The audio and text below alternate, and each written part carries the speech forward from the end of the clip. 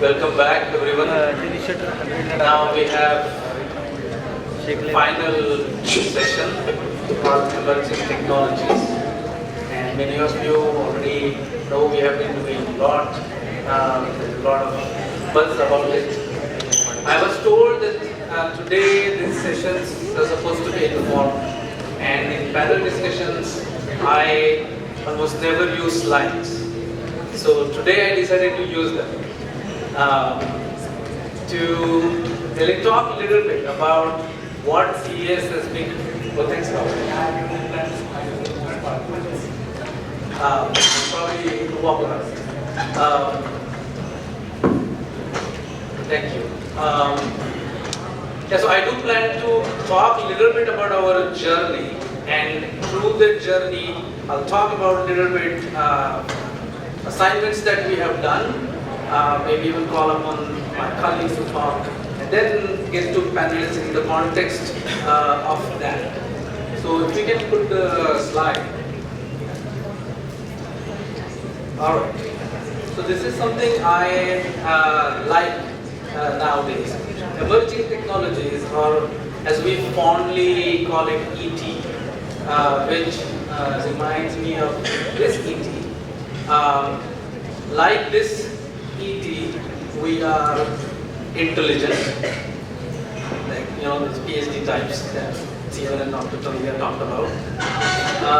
Like this ET, we are socially awkward and difficult to understand initially, probably, again, those PhD types. But like this ET, once you know us, you will have fun. More importantly, like this ET, we can show the world how humanity can coexist with new things like artificial intelligence. There's a lot of talk about how AI might be a threat, but this is where we come in. So that's emerging technologies in a nutshell for you.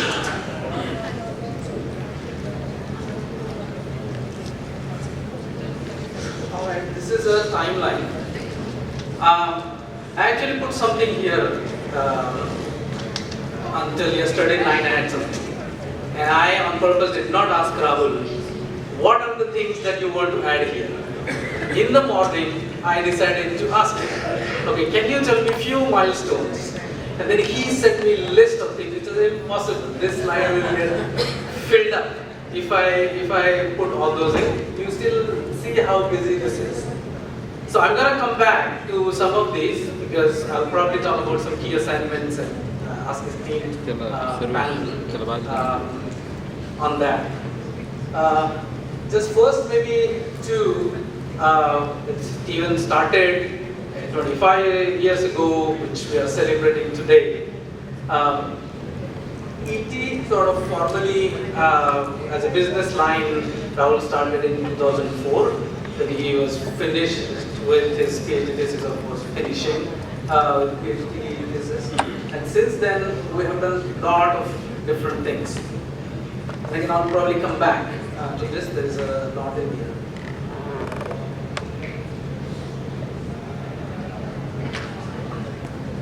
It takes time to transition.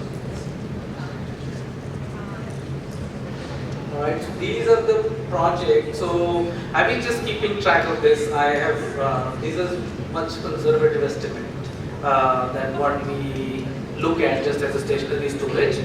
As you see this year, these are just the half-year numbers.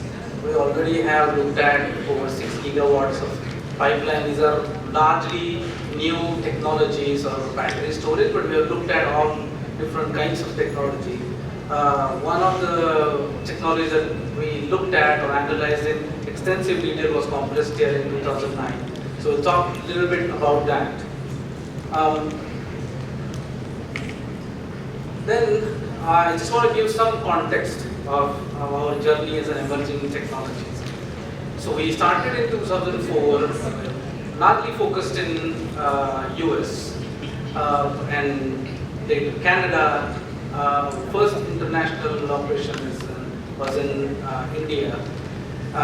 Since then we do have a presence. If you see the countries. So this is our focus market, North America. India, we have office in Japan as well, so we work with a lot of Japanese companies. And our team has been doing projects in Australia and in other countries as well. So these are nowadays commonly called as Quad countries. US, India, Japan, Australia. So if you see, we have strategically placed. So there are a lot of, even at high level, at government level, you see the negotiations happening. So we are there to really understand how these relations will lead to new technologies or at least new initiatives in energy transition. Then these are our focus domains. So we still actively look at renewable technologies. We look at things like basis risk for solar wind plants. But for more or less, our focus areas are these. Stationary storage, I think by now everybody knows we are very active here. We have started to look into e-mobility, hydrogen, as well as manufacturing and supply chain. And I'll ask one or two colleagues to talk a little bit about that. And then role of IESA, India Energy Storage Alliance. I don't see Debbie here, but again, where is he? All right, can you stand up? Please give IESA a round of applause.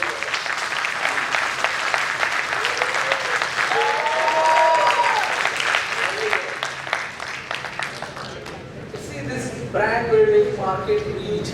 So IESA has gotten such a pace that today we asked Debbie to sit in the back rather than here. But it's been really a thrilling journey to see how IESA has grown and how it has created a brand for us.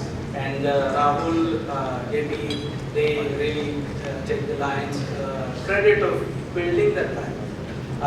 And I remember I was part of one of the first tech groups, as we used to call it then. And we did in different cities, and one of them was Lavasa places. So it was quite interesting to see. Again, if I start listing what IESA does, we will probably just be here. So I'll skip on that. Let me just end here with just the general context.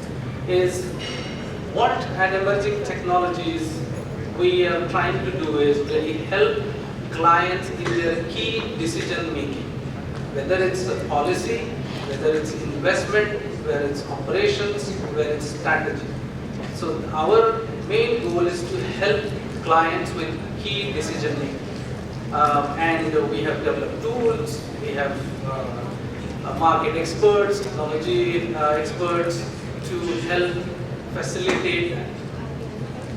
So with that, I'll just go back and then turn to panelists. So let's talk a little bit. So we have very experienced panel here.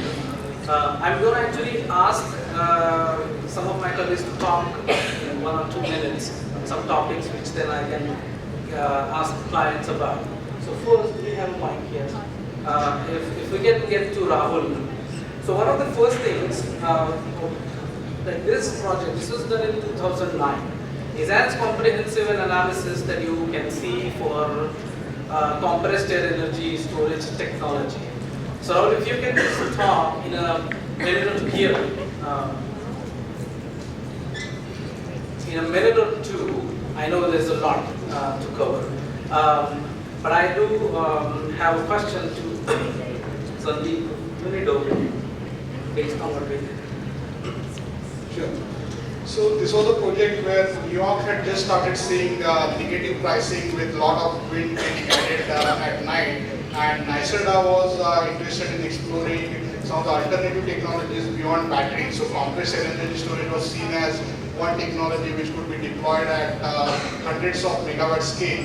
So we did a joint project along with the Electric Power Research Institute on looking at compressed energy storage, and we actually ended up finding a lot of areas where you can do technology optimization by even decoupling power and energy, where you can actually have a different size compressor, different size expander, because till that time, almost everyone was assuming compressor energy storage also is the same as the battery, where it's the same size unit and you are using it in a reversible way, but it's not actually reversible way because there are different components and no one had thought about optimizing that. But by understanding the electricity markets, understanding where there were opportunities for ancillary services and other things, we were able to find out different ways to optimize that. And we also realized many times it's not just technology commercialization, not easy just on doing things on financial models, but there are geological risks, there are other electrical interconnection risks, and then with the actual ability to deliver the product with a price point what is being given for the analysis.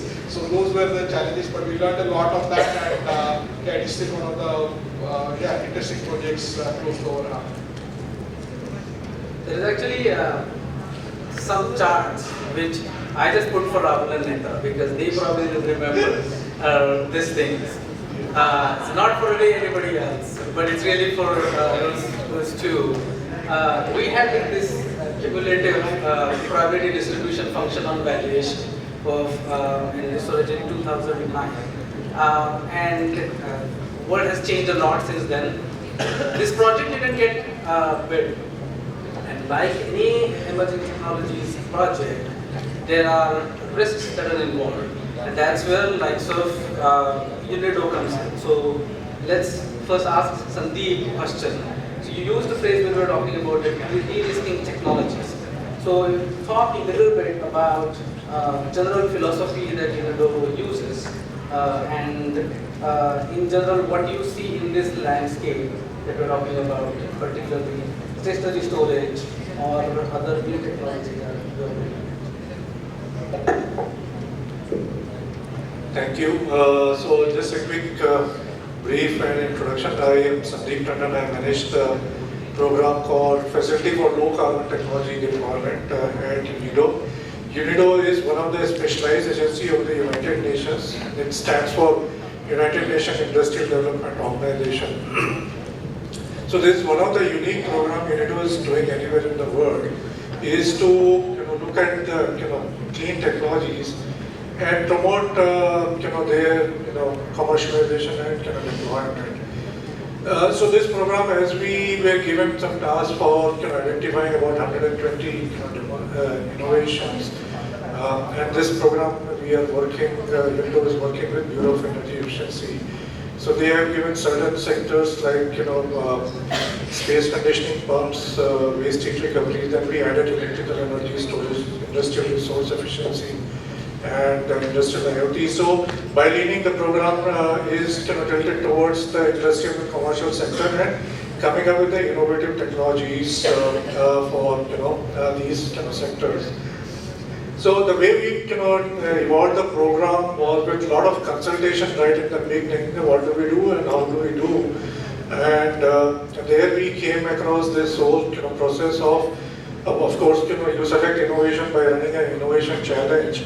And then we had a panel of experts that defined the terms of reference for innovation. But we focus on incremental innovation that can be developed and adopted by the Indian market, by the Indian industries. Because some of the studies that were done related to pumps were, or space conditioning were known, but none of the OEMs had a solution. So when we ran the innovation challenge, we came across solution from the startups. They said these are the gaps and this is the viable solution, and we providing the support. So what support we have provided is that you have come to the stage of a prototype of maybe an early stage trial, but let us validate it through a very structured process of taking that innovation to the segment where it is intended to be used. And we along with CIA identified the industrial end users and tried out these solution deployment in 3 or 4 locations and see how is the performance happening at each of these locations in different geography, different operating environment, and then come to a conclusion on the efficacy of the innovation. So we don't have a terminology where you say that on judgmental or as a technology that is success or failure. What we see is that you have designed a solution with a certain assumption, and you're testing and validating it against your assumption, and during that whole process, whatever is working or not working, that whole support, financial support is provided under the program. So in a way, what we are doing is that we are de-risking the technology as it is moving on the technology readiness scale from technology readiness level of 5 to technology readiness level of 7 or 8, where it is ready to go for commercialization. So during this stage, the entrepreneur has a very clear idea of what works, what doesn't work, what kind of performance he can get, and when he has to commercialize, what he is to offer to the industry. So overall, what is happening in this entire process of this journey of 12 to 18 months is they are generating a good reference point which you can go and tell the potential customer, look, we have done these technology trials in these X, Y, and Z location, and these are kind of the performance, and that has been validated by CII, who is our partner, and in case of electrical energy or storage, customized energy solutions. So you have very credible information where a lot of rigor has been put in for looking at the technology, how it works, how it performs, then it's ready to go commercial. And out of these 6 years that we have run the program, we have so far identified about 80 startups, 80 innovations, committed 23 crore roughly. About 35 technologies have been validated and 25 have been commercialized. And the numbers would increase in another 6 months' time because this is an ongoing process. So I think the overall that recipe, this whole process has worked. We have been very, very supportive of taking the innovation and encouraging the innovation, regardless of whether it works or not works, because there have been some cases where it has not worked, and it is not to do with the technology; it has to do with other factors of the implementation or implementation capability of the entrepreneur. Thank you. So a lot of interesting case studies to ask about, but in the interest of time, I'll move on and come back. There is time. So in the timeline, I'm going to speak some. So we started doing what we now call multi-stack revenue optimization for our modeling suite called Cummins. Cummins team, if you raise your hands up and make noise more than ISR. But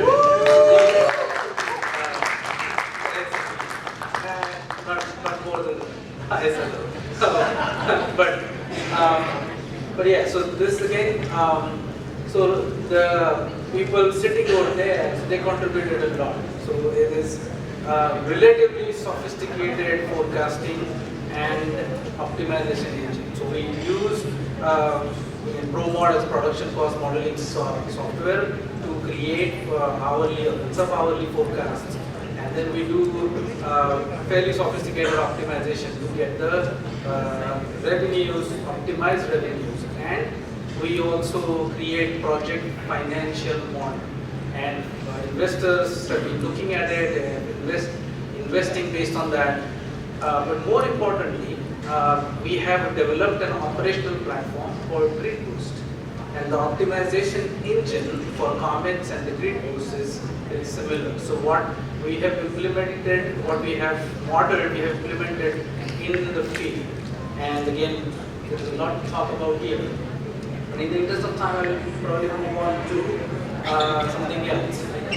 So as I mentioned, there are different focus areas we have. One of that is supply chain and manufacturing. And I'm gonna ask Mike and Harsh if you can talk maybe in a minute or two what we have been doing. Then I'm gonna ask Venkata Krishna to talk a little bit about their initiatives.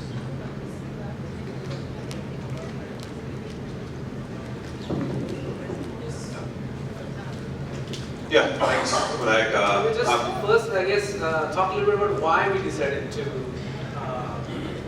do really the deep dive into the supply chain. Sure.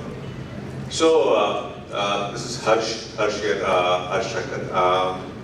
We started working on supply chain and the manufacturing of cell in India in 2016, and that was around the time when we were estimating the demand for energy storage and electric vehicles that would go up.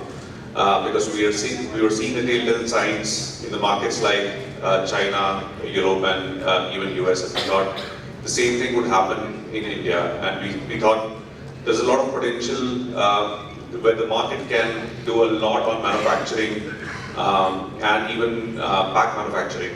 We were not thinking about chemicals and materials then, but manufacturing was something which we really thought India should do.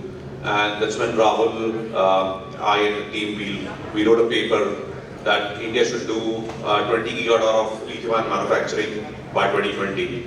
So that was the first paper we put to government in 2016. So that was the whole thought process. But I think 2 years after that was really a lull time where we struggled a lot to convince government stakeholders and even clients that we want to really get into cell manufacturing.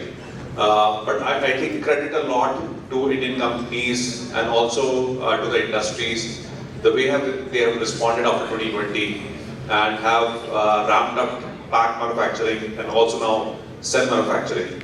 And I think it's a really proud moment for the Indian industries, the way they have taken up the challenge.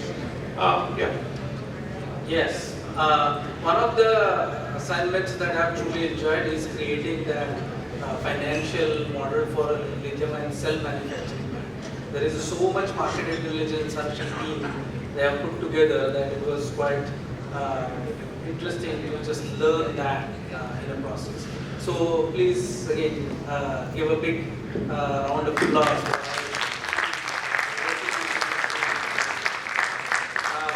So on that note, I will invite our next speaker, Venkata, Krishna, or VK, to talk about Amara's journey, because they are the ones who are the pioneers in the lead acid battery business, and they are looking to diversify.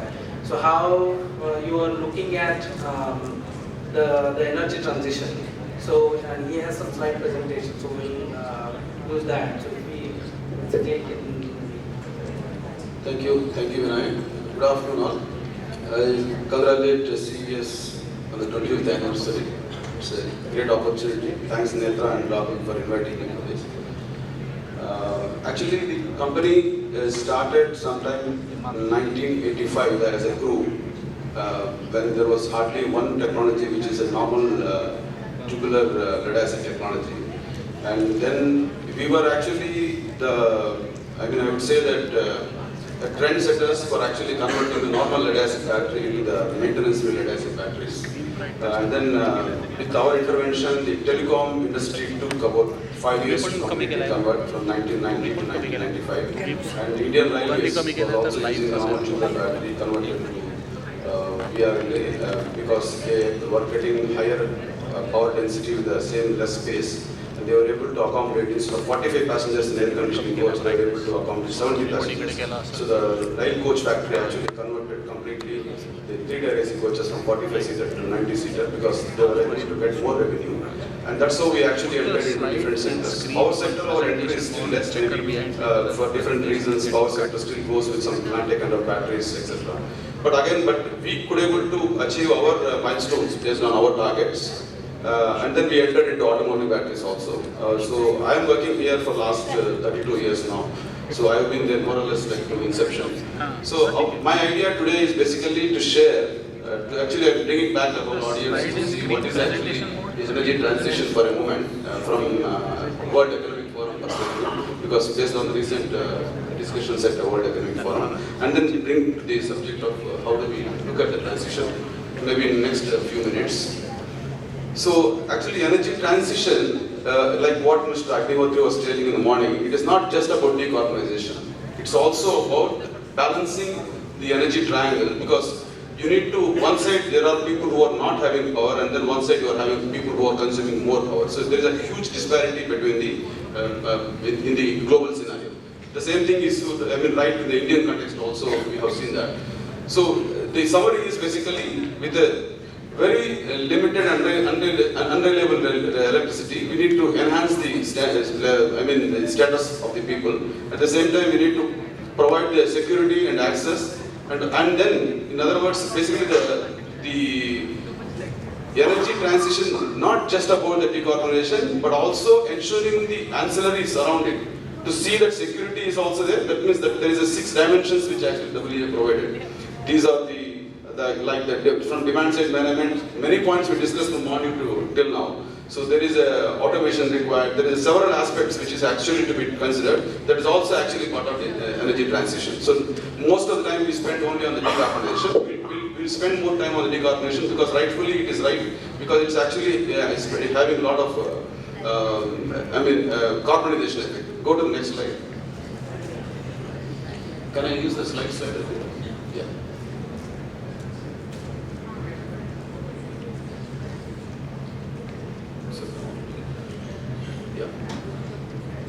So actually, if you see the transition from the traditional fuel to the first transition, and then there is a coal, and then second to the crude oil, and then to the natural gas, and to the renewables. These are also actually a kind of a transition. But like somebody was asking, I think you were asking about shall we get rid of the coal in the morning, right? So if you see the carbon, what we are delivering today, if you see really what is left out, the budgeted was actually very less. So we need to speed up the energy transition, otherwise we will actually we will lose our target dates.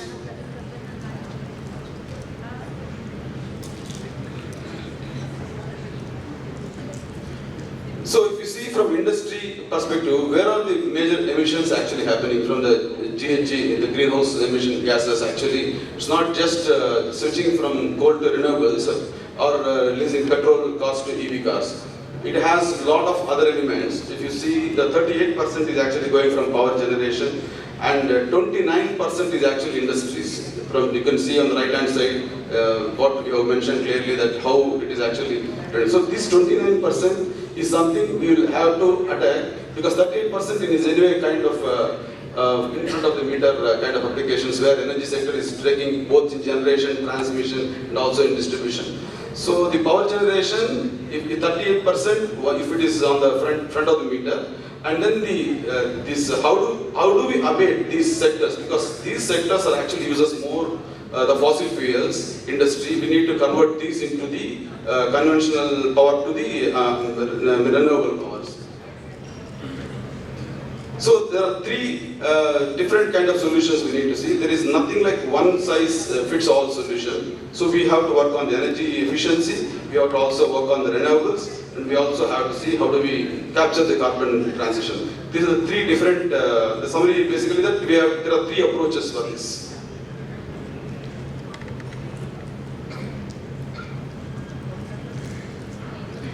So it's definitely a multi-stake approach needed here. It is not just about the government, it is not just about one entity or anything like that.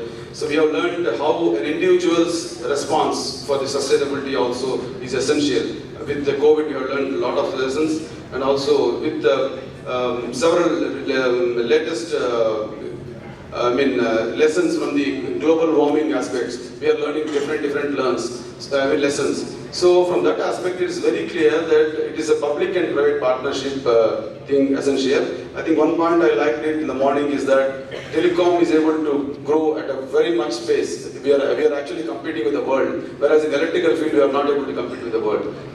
There are several reasons which we can say that okay, government involvement is less, or the speed is less, or the kind of cost is more. All kinds of reasons we have discussed it. So it's a definitely multi-stakeholder decision for complex problems. So of course, at the global level, there is a Mission Possible Climate Action Partnership. I mean, without getting the details, it's all about the different firms actually getting into the partnership with the support of World Economic Forum, where the Rocky Mountain Institute there are different institutes which are actually supporting. And also the bottom ones, if you see, these are actually providing the support for those institutes, actually how to guide the industries to take forward this energy transition. So these are the 7 platforms under the formidable, which are actually having in different industries, different sectors, how each of that is actually to be taken forward. We discussed about this in the commercial industrial discussion a few minutes back, and I think this is actually covering the C&I aspect of it. Most of it is because it's all PTM behind the meter.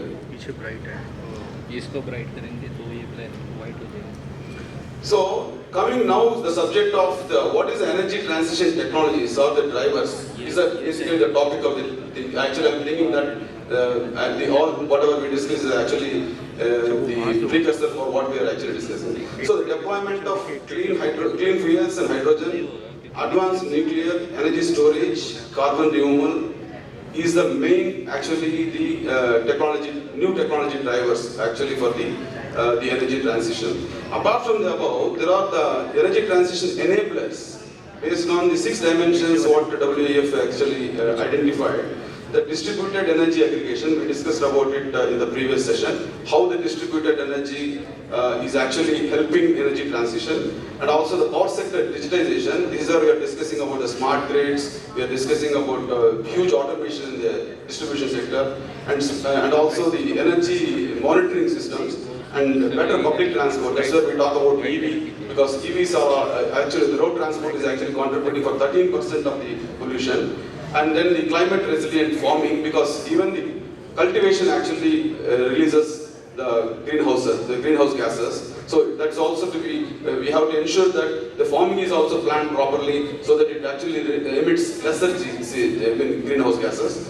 And also the long-term technology solutions like the nuclear fusion. So I think these are all also, though like in the morning we were discussing, we don't have to wait for sixers, we need to also score singles also. I think these are the ones which actually gives us the singles, while the top ones actually gives us sixers. I think I like that word, so how do we incrementally we need to go ahead with that. So going with the same aspect of the top 3, what we discussed about that clean hydrogen and carbon capturing and also energy storage. There is a huge investment is actually expected if you see to reduce this carbon emissions. So the capacity and investment growth rates for each of these solution area is actually phenomenal. Actually, of course, we need to also look at it whether the funding is going to happen like this or whether the funding is not going to happen like this. So what if you see the numbers, they are mind-boggling. It's almost like $500 billion. Actually, it is the total which are actually expected to happen in the next 5 years.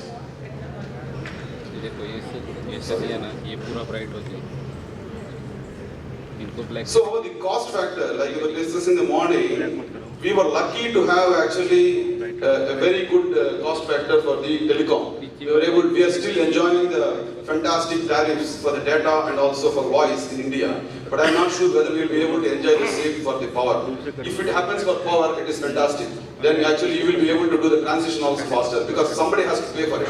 It's a huge capex investments. When we are talking about billions of dollars investment, whether it is a distribution or generation or transmission, ultimately the end user has to pay it. So as long as it is a political element, or as long as it is a subject of government, it actually it's a very sensitive subject. So there will be some delay in these aspects. Coming to the aspects of behind the meter, the C&I in the commercial and industrial sector can take it faster because the government need not involve in this. But we have to say that government is enabling a lot of things. I think those are certain things which we see in the next slide. And apart from that, the carbon price. The carbon price is also very, very critical in driving this energy transition from fossil fuel to the renewable energy.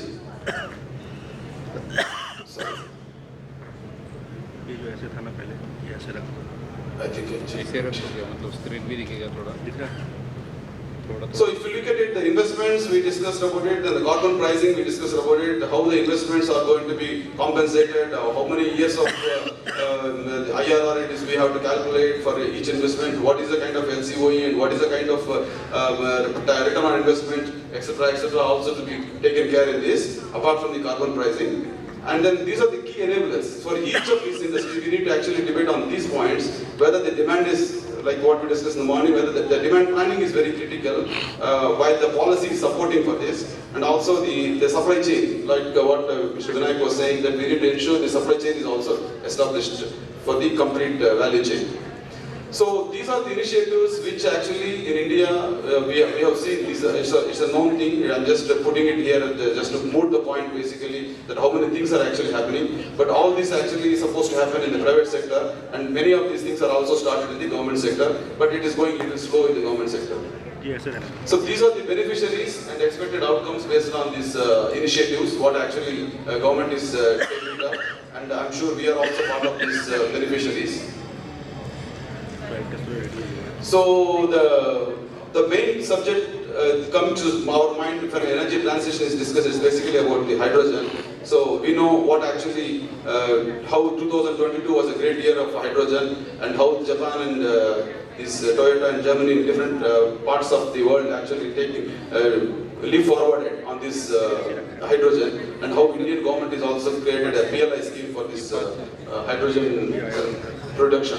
So I think this is a fantastic initiative. So I think everybody should actually applaud for this, because if this becomes successful, I think we will be leading the world in actually the energy transition. So this is a very, a good milestone we are actually crossing once it happens. So, in summary, what is the pathways to Indian energy transition? So, what is grid decarbonization and industrial decarbonization, and also the transport decarbonization. So, if you see, at the moment, we as Anuradda are actively playing the role in both industrial decarbonization and also the transport decarbonization. On our own, there are some sustainability initiatives what we are actually taking. We have invested in the zero liquid discharge. We have also invested in 17 megawatt of a rooftop, and then we have invested now on the ground top almost like 50 megawatt solar.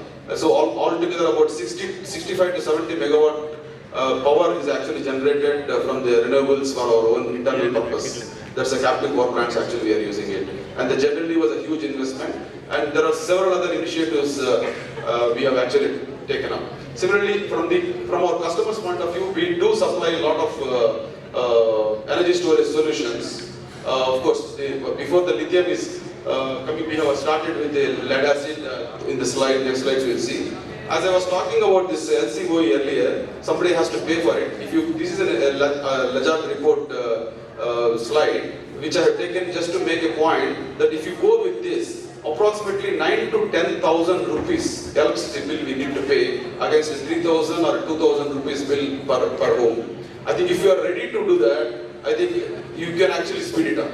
Are we ready at an individual level, at an individual household? Are we ready to do that? So that is why I am saying that unlike telecom, we need somebody to actually sponsor us for the electric utility grid transition. Then only we will be able to speed up that, because it's a cost.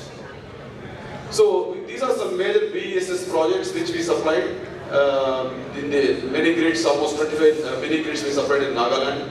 And there are, these are some of the, just a question of, as a reference points.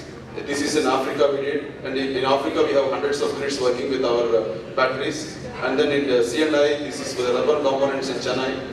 This is about, and this is recently we did in Leh Ladakh. And this is going to be another 25 systems we are going to supply this. This is about 140 kilowatt hour system. And another major point, because this is something we don't generally realize, because this is just going as a supply to Indian telecom industry. Indian telecom industry, particularly the tower companies, are the second largest guzzler of diesel after the Indian Railways. So if you see here, there is a huge pilferage problem, there is a carbon problem, both problems are there. So what we decided is, we gave a special battery called quick recharge service battery, where quick recharge series battery, what they do is, they don't use the generator, they use only the battery. They cycle the battery left and right. So, of course, they're actually killing the battery, because batteries are generally supposed to use either for a standby application or a float application, not for this kind of a cycling application. But they took a call, and we supported that with our own R&D. So today, they are able to save almost like lakhs of liters diesel, actually, because of this. So we categorized it into three categories. One is 20-hour power cut. I think the scenario 1, scenario 2, scenario 3. So there are different power availability scenarios, because you have one kind of power availability in Bihar and UP, we have one kind of power availability in Bombay, you have one kind of power availability in different places. So there, the battery, so this energy transition is actually started happening in a big way, because 20 hours, that means they cycle 2 times every day, the battery. So they charge it and discharge, they charge it and discharge, they don't use a diesel here. That's how they are able to save a lot of power on this. I think this is a very interesting thing. This is another one for another 1200 ampere battery.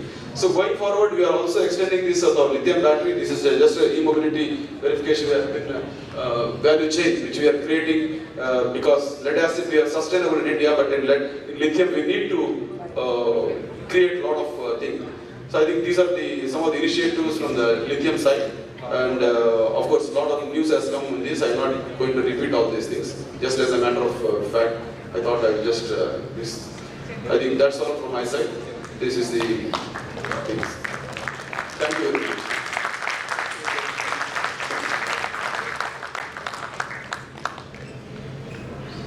Thanks, Vinayak. I do want to get to green hydrogen and Mr. Banerjee and Dr. Ganesh. Before that, though, since we are on the topic of manufacturing and supply chain, let me call upon Hiren to talk about first is introduce your company REPlus, and particularly what I want you to maybe comment on, since you have earlier worked with much bigger companies, in terms of what are the challenges that you see in manufacturing. Are there any particular government support or industry trends that you see? Thank you, Vinayak. So, good evening, everyone. My name is Hiren Shah. I am the founder, executive director, and CEO of a company called REPlus. This is the logo and brand of my company. I have been associated with CES and IESA since 2012. And first of all, I want to congratulate Rahul, Netra, and the entire CES and IESA team for the 25 years of splendid journey that you have had. Yeah, we need a round of applause. So Vinayak, as you may know, I worked with Panasonic. In fact, I started my journey in 1998, same time as CES, and I also completed on 20th of December, 25 years of serving this industry. So out of this 25 years, I spent 18 years with Panasonic. I joined as a sales engineer. I came out as a director of energy storage business for Southeast Asia. Then I was with Delta for 3 years as a senior director for ESS business. And then I left Delta and I started my own company. So I founded this company. And the reason why I decided to go by myself as an entrepreneur was a very famous quote, I think it's by Mahatma Gandhi: be the change that you want to see in the world.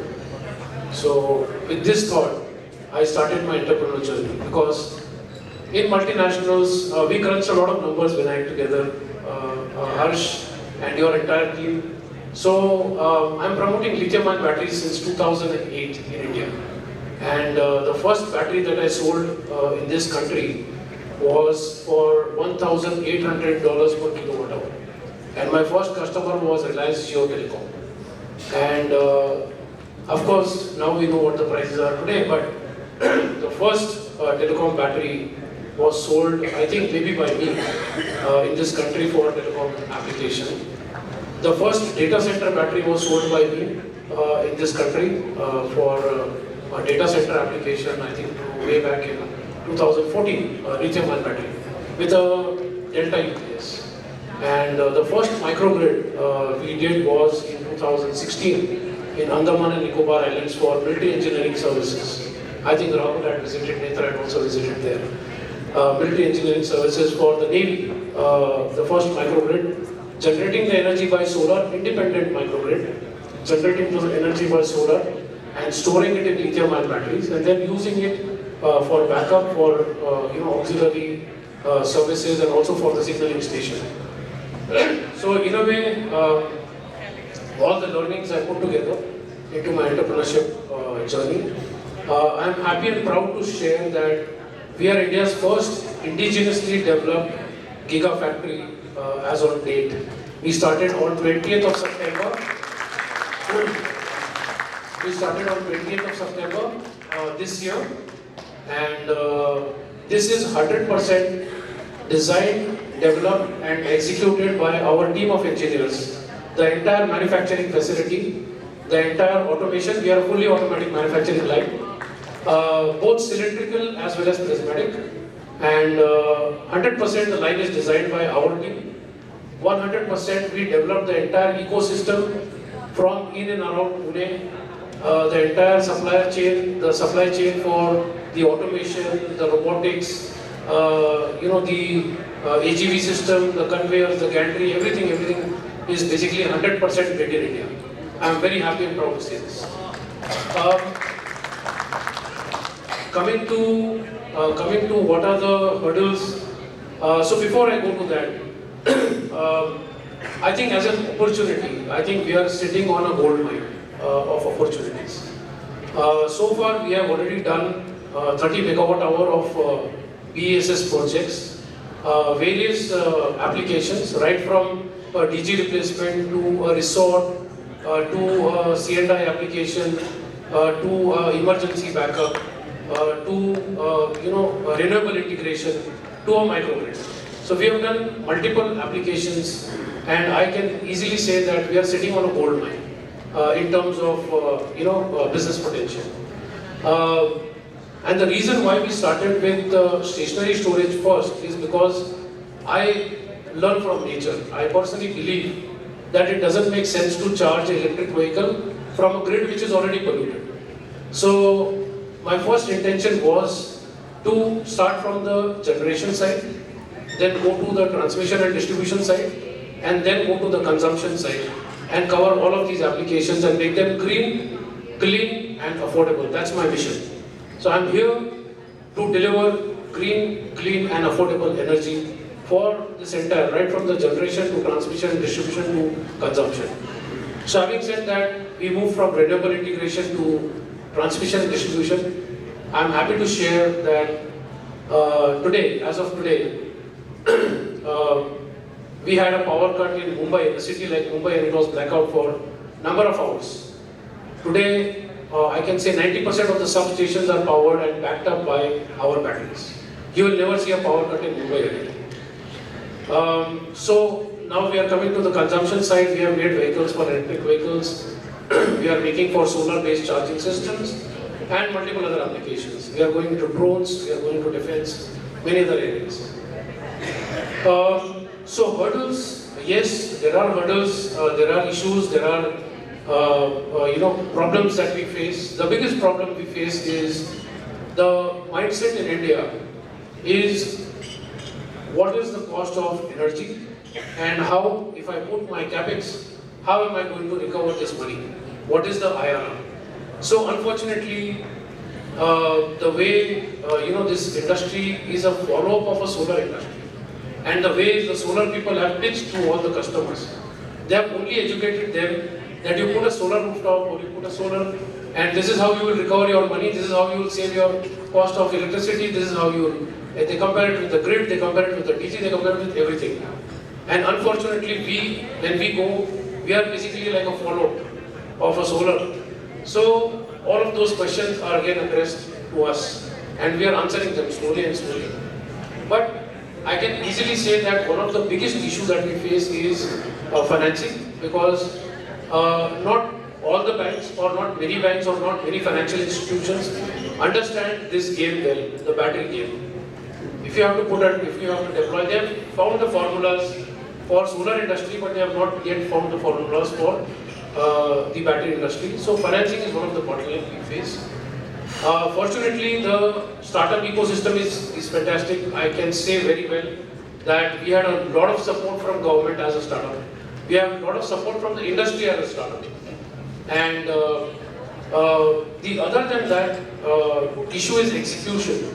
Because when we say, and I'm not talking about any particular company or a particular industry, but in general, overall, we lack in execution. There have been multiple tenders. Reddy sir is sitting here. The 1 gigawatt hour project which SECI had already executed, or rather has been executed, is not on the ground. Is not on the ground. What happens is when the world sees us from outside, they see these incidents, they see these results, and that gives a very bad name, or that gives a very bad picture to people who see the country as an investment opportunity. So execution is one of the key area where, let's say if you have a plan, even if it has not met or it is little bit higher than our price expectation, but it is a transition, it is a step in the positive direction. So execution is one thing that is missing, and that's a very big hurdle for us. We ourselves, like today we have completed 30 megawatt hour, we have 50 megawatt hour, which is under execution right now, and we have another 300 megawatt hour for next year to be executed. Unfortunately, 80% or 90% of these projects are not in India. We are doing projects in multiple geographies. We are doing in Europe, we are doing in USA, we are doing in Middle East, we are doing in Africa, we are doing in Australia, but we are not doing. But unfortunately, these projects are not coming for execution in India. We are ready, we have won tenders, but we are not able to execute because the PPAs are not being signed. So execution is one of the bottleneck and one of the issue. The third one is innovation. We are followers. I mean, again, I don't want to name a particular company or a industry or anything, but the lack of imagination. And I heard something really great today performed by Dr. I forgot the name. In the first one, Dr. Agnihotri. He says that vision is at the foresight and audit is at the hindsight. Unfortunately, the DNA is we look at the foresight with the mindset of auditing, and we look at the hindsight with the vision with the with the mindset of vision. It's unfortunate. It's vice versa. It should be the other way around. So this is the third one. Is the the biggest one where we feel that we have found certain breakthroughs by innovating, by challenging ourselves, and creating certain applications which we thought were really impossible. But yeah, I mean, with that, probably we will be able to make a significant mark on the global landscape. So that's all. Thank you. Both of you, thanks. Quite a bit, there is a lot to talk about in terms of financing and other execution challenges. In the interest of time, I'm going to move on. So you talked a little bit about innovation. So next panelists, CL, Kushal, Banerjee, and then Cummins from Ganesh. So my question would be really, apart from what you're doing, but for a big companies like those, how do you keep innovating? That's something called an innovator's dilemma. Often companies who are doing it up, they often see a big revenue with their existing businesses, but they don't necessarily see the potential risk. Or even if they see the new technologies often come with the risk of the low revenue, they don't necessarily take that. So let's talk about that. I don't want to just get to the hydrogen because I know you are actively looking at hydrogen. So I do want to mention again, going back to my timeline, that we have been looking at clean hydrogen since last couple of years now, and likes of REPlus or Cummins. So we have been working with companies like that internationally. So I'm just going to invite Dr. Adjunct just to talk a minute what we have been doing in hydrogen. Then we'll get to the next two panelists. Thank you, Vinayak. And in fact, CSS activities through India Energy Storage Alliance in hydrogen area started almost 5 years ago in 2019 with launch of MIGHT initiative, which was focused on mobility and infrastructure around hydrogen. And then the India Green Hydrogen Council was launched at the beginning of this year.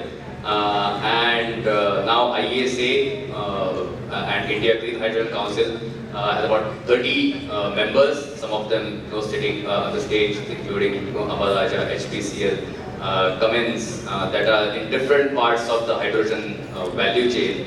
And so these covers all the key stakeholders in hydrogen value chain. For example, Cummins being a leading technology provider, HPCL being a key off-taker and current user of hydrogen in refining, fertilizer industries, specialty chemical industries being some of the other key industries that are currently using hydrogen.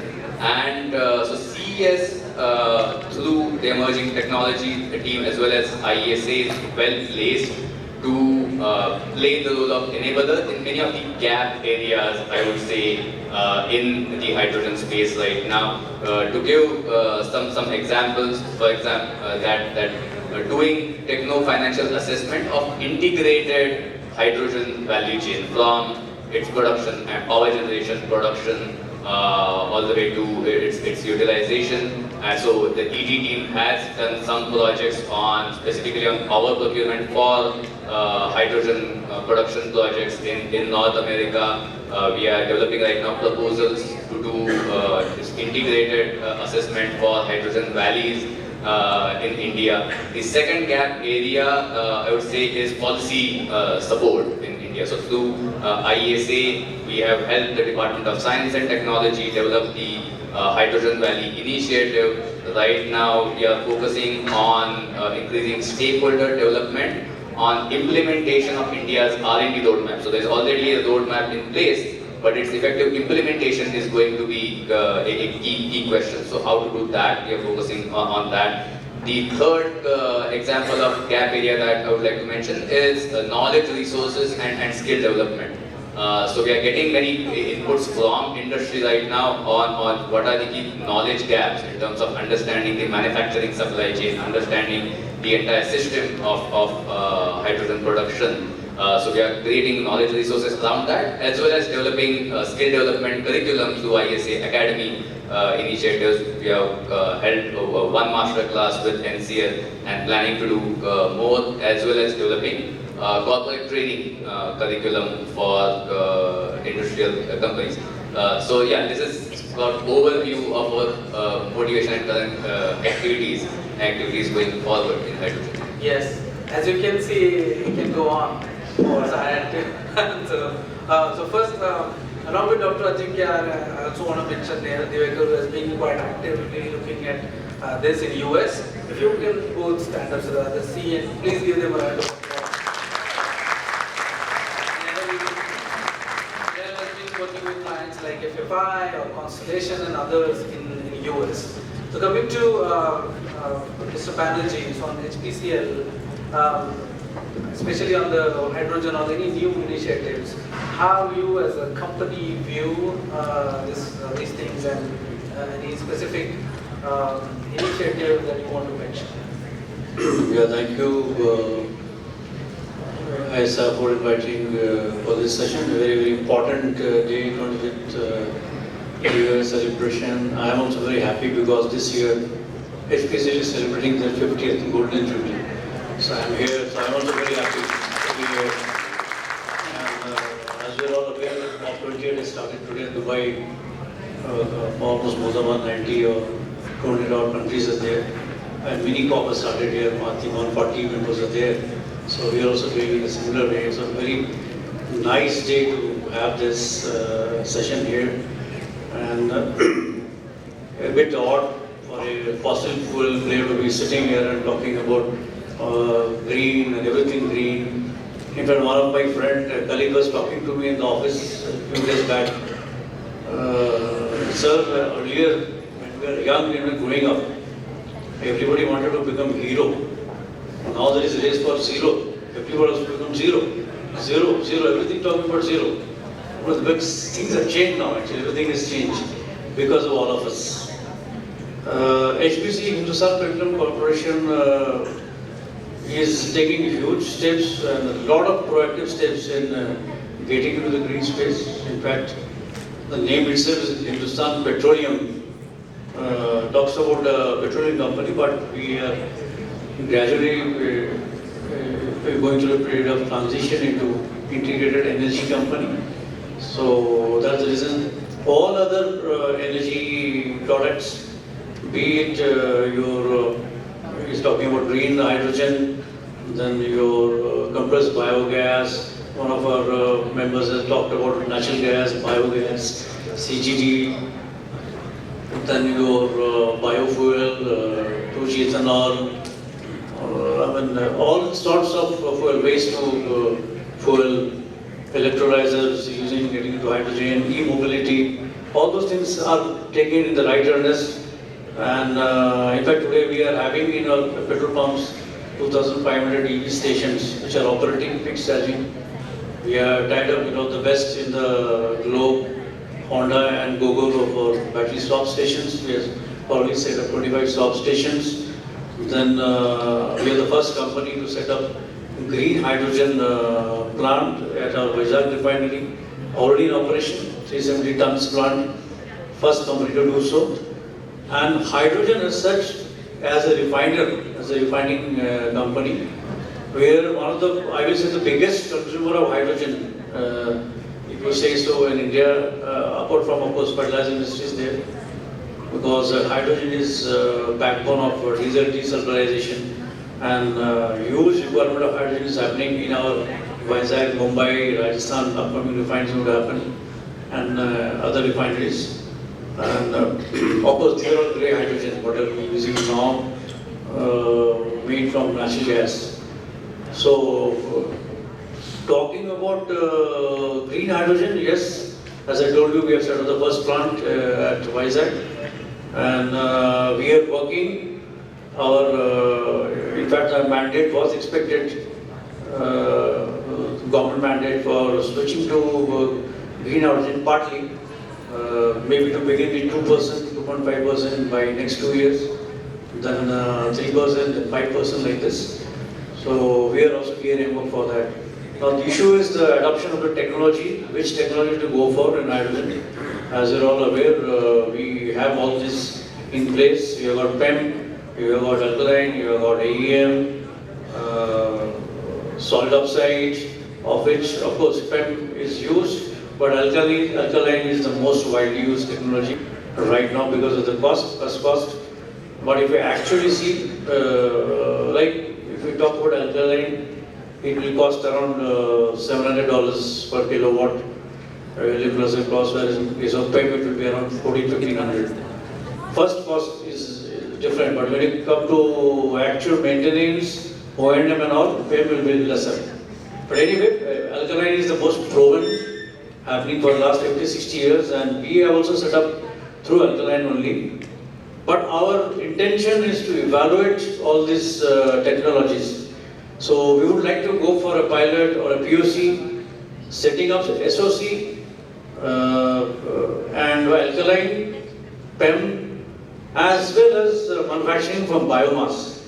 So the refinery, whatever the hydrogen we are sourcing now, huge quantity grade, we are going to replace part of it by using these technologies separately, replace part of this hydrogen, and understand, maybe in a year we'll come to understand which is the best technology, what is the cost of production coming out of it, and then switching to that. So this evaluation is going to start, and we are talking to many important players, electrolyzer manufacturers. So those are the areas we are working very, very actively. And not only this, our green R&D at Bangalore is also working on, we talked about batteries, we are working on lithium-ion cells, and we are developing few very special cells, but right now as you are aware, none of the companies are making cells here. So we are working with groups to work in our R&D to develop lithium-ion cells with special technology, trying to have some dendrite-free technology so that fire hazard is less. So we're hopeful we will get it. He talked about how to innovate and how to get into that space. Yes, there are 2-3 ways. One is to, as our esteemed panelists have talked about, startups. They are the players to bring disruptions, disruptive technologies, the right way to talk to them, get into the space, work with them, and that's what we do. We are supporting almost 22 startups now. We are investing in them. We invest up to 2.5 crores, work together, support them to POC, ask them to go for commercialization and take stake in them. And so we are supporting all the startups who are working, most of the startups in the space of sustainability, biofuel, biodiesel, then your waste to eat, all those areas we are supporting them, solar, wind. And other area is to work among the corporates, the R&Ds share, joint work together, we work together. That's the way to innovate. That's what we are doing as a oil company. And today I can very proudly say that we have converted 50% of our retail outlets are powered by solar. Other SBUs like LPG bottling plants and S&T, they are also getting into this powering by green. Then we have around, I will say,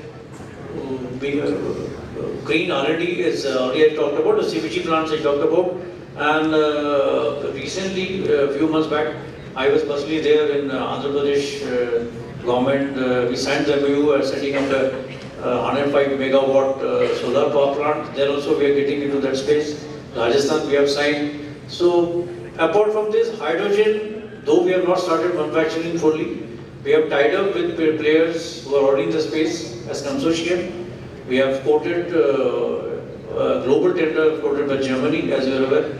They are going in a big way for hydrogen and green ammonia. So we are also getting into that space. So this is the fuel of the future. We are also talking about methanol. We are talking about 2G ethanol with very, very advanced technology. We are working together with the player, global player, we are able to set up our ethanol plant. We are working on sustainable aviation fuel. As you are aware, European countries and all, they are shifting to SAF. So we are working on that. We are going to start manufacturing another 5-6 months. So all these green fuel, green initiatives are happening in a big way. And we also have taken a pledge to get into net zero by 2040. So this is the time, and this is the time to move ahead in this. Thank you.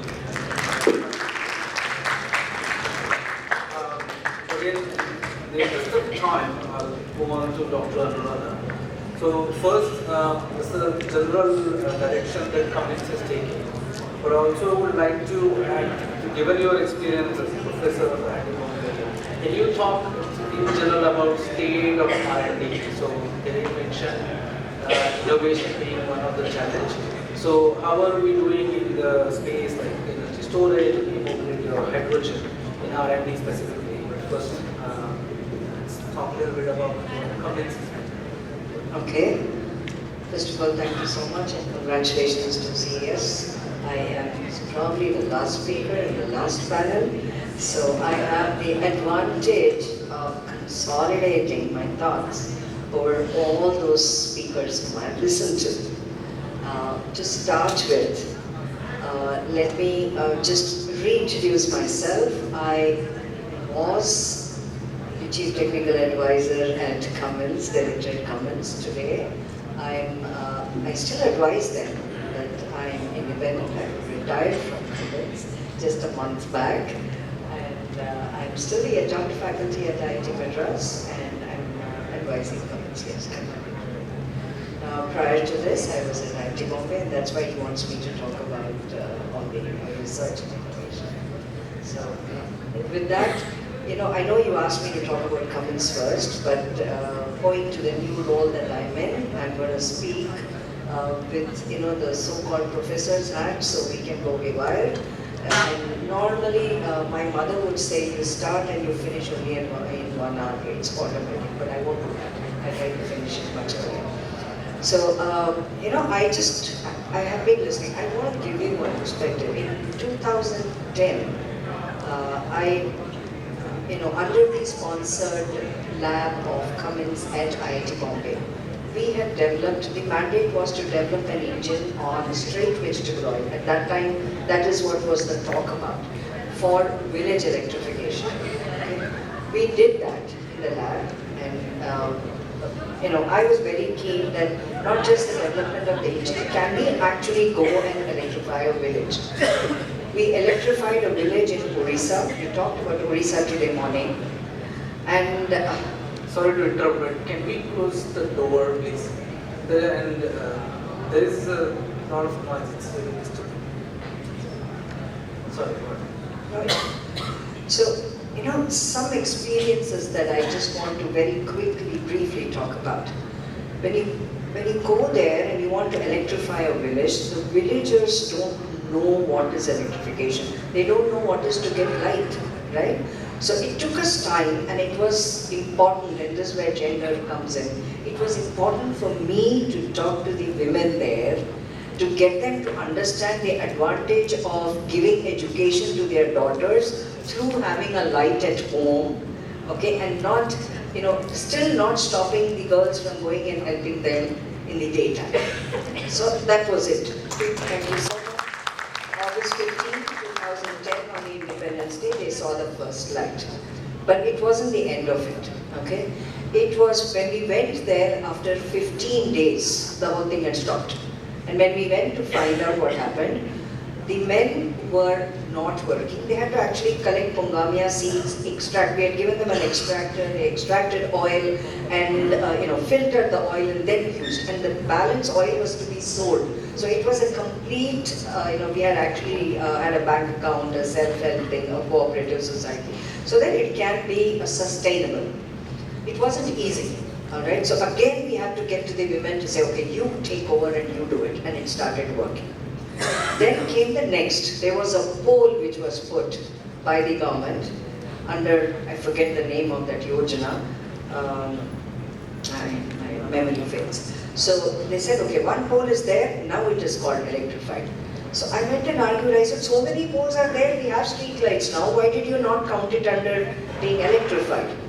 No, our one pole is what is going to be counted, and that pole was not giving electricity, mind you. Okay. So that's on one side. And then came my introduction to Mr. Manoj Sinha of the Husk Power, today who has mini grids, how many? I think more than about 800 mini grids in Africa, right? All right, and he is doing so well, but at that time he wanted to electrify and put mini grids in the country here. We were not ready for it. He did not get financing, he did not get any sort of a support. But today, we are again talking about it because the time is right. And you know why the time is right? I believe that just like COVID and the pandemic, today it is climate pandemic. All right, that is why. So at least in my life, I realized that there is a time for everything. You do any amount of innovations, you have to wait for the despair to happen. Otherwise, it is not accepted. Very simple. So today, even today, there are only people who are learned, who want to do business, who are ready to take it. Anyone where there is a risk is not ready to go with it. And that is why financing is so difficult. So educating the financiers is one of the most important things. So Ajinkya, if you really want to do capability development before that, please have sessions for the financiers. And it's not just Anuradda saying, this is the government of India saying. I have been in the last 3 days, 3 meetings, all 3 meetings concluded with this. That unless we don't have the financiers knowing about the technology, they are not going to finance, they are not going to take the risks. So that's one thing which I completely agree. Now comes, so one is time, desperation, then comes financing, and then comes innovation. Again, we are very good at frugal innovation, extremely good at frugal innovation. Anything we innovate, if we see the result immediately, we are ready to do. But if we want, and the reason is their financing and this thing is not required, it can be executed immediately. But the moment we need time to do research and to take some risk, even in research, I'm not just talking about a project, okay, then we would prefer to follow. We would, because when we go and write a project proposal to the government, today the government's question is, ye hua hai kya kahin pe? Has it been done anywhere? Now if it has been done anywhere, it's not an innovation, right? Then we are following, we are improving. I'm not saying innovation is not going to be there, but it's not basic. And that is why we don't have indigenous technologies which are useful and which are required for the country. And why do I say this? Even for batteries, or even for maybe hydrogen storage, and above all, coming to the place from where I worked for 10 years, the mobility. Okay? If you look at the hydrogen roadmap that we have, it talks about fuel cell, for wherever battery is not applicable, right? Somewhere in the appendix they talk about hydrogen ice, right? And the reason is not, when you go and talk to them, it's not that they don't recognize it, it's just that they have not seen it, simple. But you can't have, you just can't decide. And then somewhere, I can show you that, I think it's the last page, where they've talked, someone said the efficiency is only 18%. Who said? It is at par with diesel. Cummins has an engine, at least which we expect to perform at par with diesel. So where have they connected with the stakeholders? And it's not again their fault. It is the advice that they are getting from the various experts who are also looking at what has been done, what has been shown, what has been already demonstrated. And that's where I come to. So green hydrogen, green, that word encompasses the entire energy transition. We are not there yet. So let's talk about hydrogen, which is required. Let's generate the utilization of that. And then meanwhile, simultaneously, we work on the green, which is very important. Okay? But at the same time, we can't wait, and I've always told this to Rahul. I think Rahul and me have always had this discussion at every panel, that we have to have green in parallel to the utilization of hydrogen. We can't wait for one. We can't say if you have green hydrogen, only then we can give you the financing. It's not possible. We have to show a roadmap for green. But we can't have green all the time, because for my electrolyzer, unless I don't tie up with a solar plant or a wind plant, I don't have an electrolyzer. Doesn't make sense. It is desired. But if it is a necessity, then we have a problem, because we are not only increasing the electricity demand for hydrogen, we are also increasing the electricity demand for electrification. Okay, and the growth and the industry. Just look at it. Okay, so we have to increase the amount of renewable energy, but the percentage is going to take some time to take its share, bigger share. So I think we have to keep this in mind. We have to keep that we have to be technology agnostic.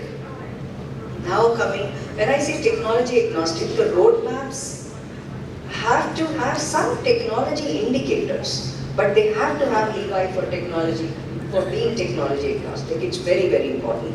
And why do I say that? Again, Adjunct is doing a brilliant work, we just discussed during the tea time, on the financials, okay, on the commercials, right?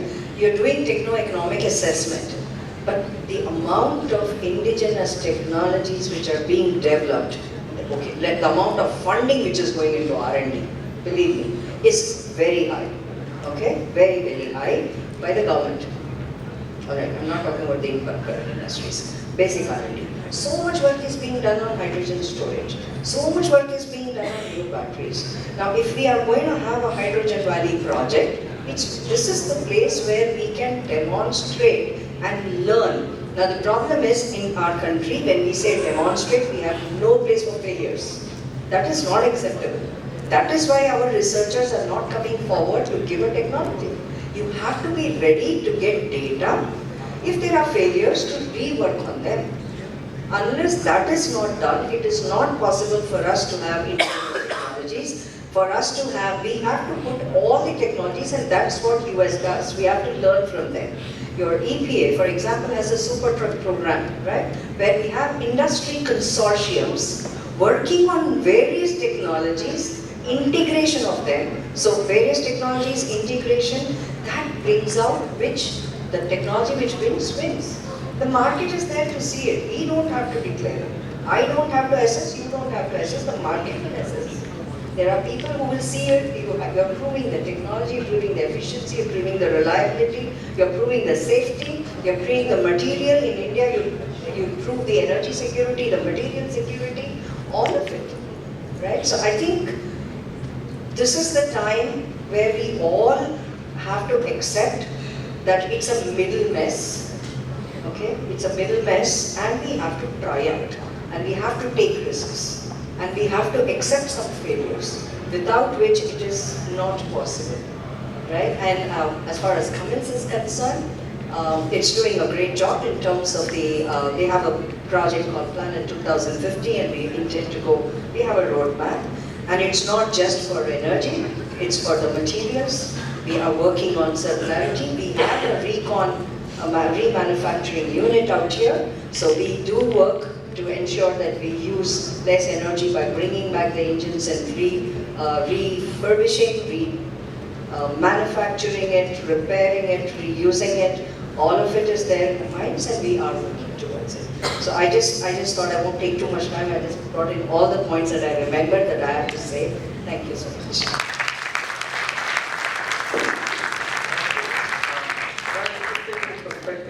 Actually, my area of expertise happens to be in investment and financing, so there is a lot to talk about. I'll just mention maybe one or two things, which in US, there are certain policies, at least we helped states develop. One of that is what's known as Clean Peak Certificate, the state of Massachusetts. So they have introduced something called Clean Peak Certificates. Unlike renewable energy certificates, these are similar, but they incentivize generators to provide energy during peak hours. What they noticed during peak hours, the peakers run which really the most polluting. So that's where, I mean, any technology qualifies, but that's where it incentivizes something like solar storage or wind storage. So that kind of one policy mechanism that helps in financing. There are obviously contracts, despite delays, it still will really help in financing that are coming up. I'm just going to look at someone for time. There is a I lot. just wanted to add what Madam told, Yes, exactly correct, that there is reward and the green financing on this.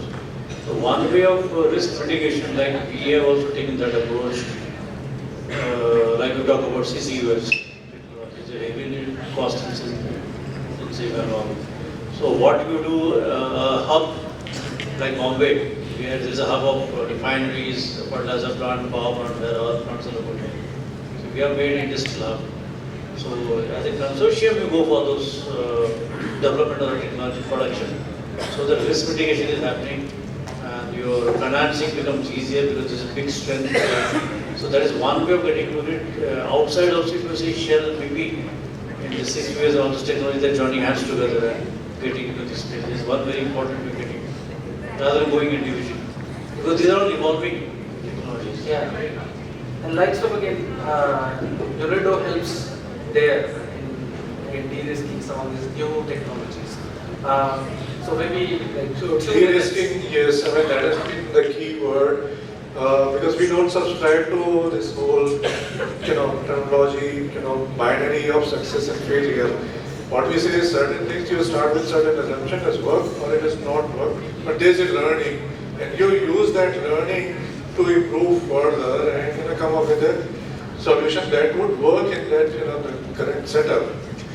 So we in July we had a session with the financial center in Mumbai, with early stage investors who are interested in clean technology, and we brought many of the program entrepreneurs whose technology have completed the validation process and they've gone to commercialization. Some are pre-revenue stage, some are post-revenue stage, to have a face-to-face discussion with the investor to make the investor understand what are the challenges involved in looking at the clean technologies. It has a very different trajectory as compared to some of the other startups which they are used to.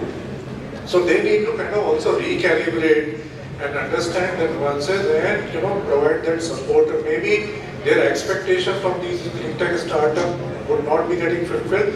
That is why they don't make the investment.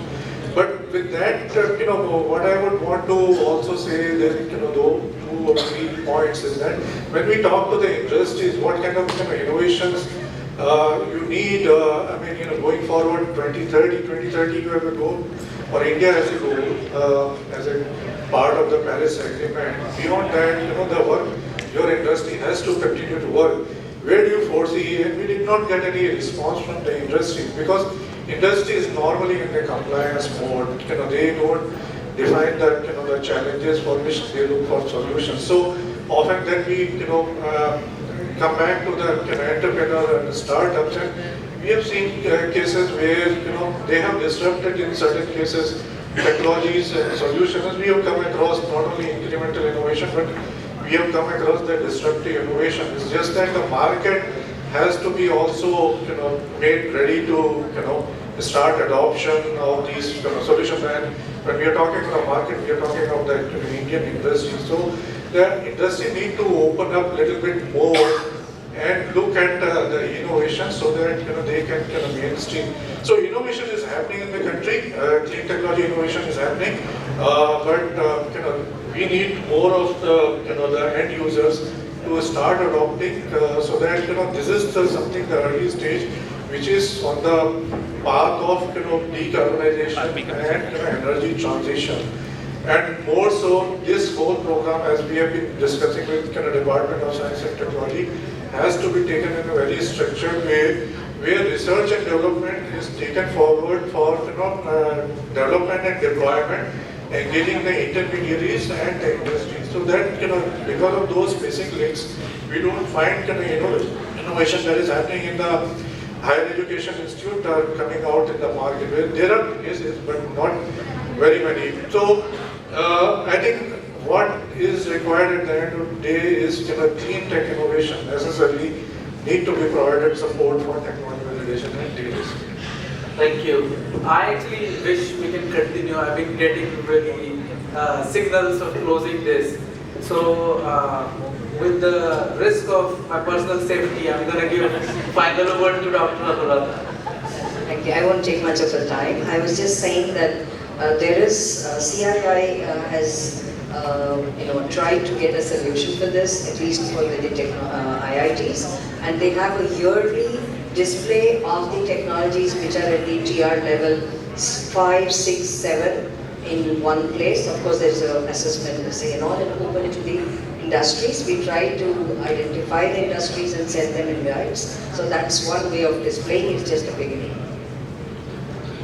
Thanks. So we heard a lot of themes, a lot of challenges, innovation, financing, other risks in terms of execution. There is something interesting that just came to my mind.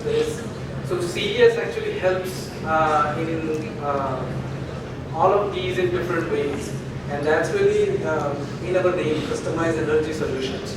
And maybe we know we have a fire chat, so that would have been my question to Stephen, that why has he named us customized energy solutions? So that customized solutions is really what drives us. So we do take more like a practitioner's approach than theoretician, and that's where we help in something. So we started Market Operations Center way back, that now we see how operationally we can help, which goes back in de-risking or bringing efficiencies to these new technologies.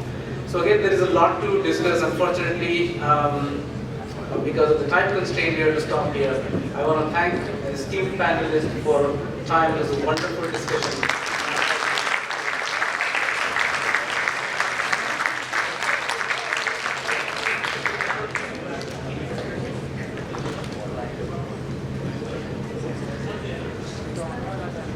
Thank you so much. May I request all the panelists to come forward for the presentation.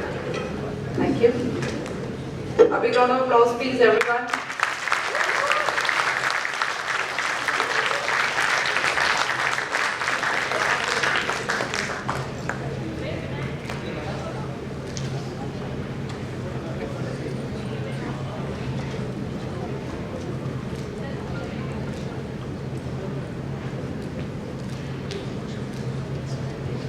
May I request Mr. Vinayak to give the token of thanks to all the panelists, please.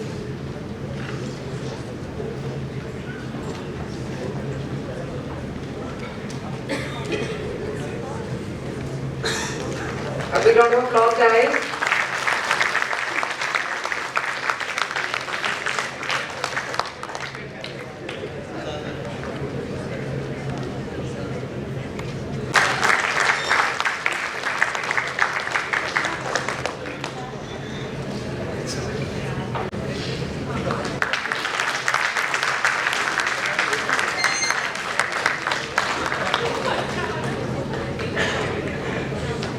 Thank you once again.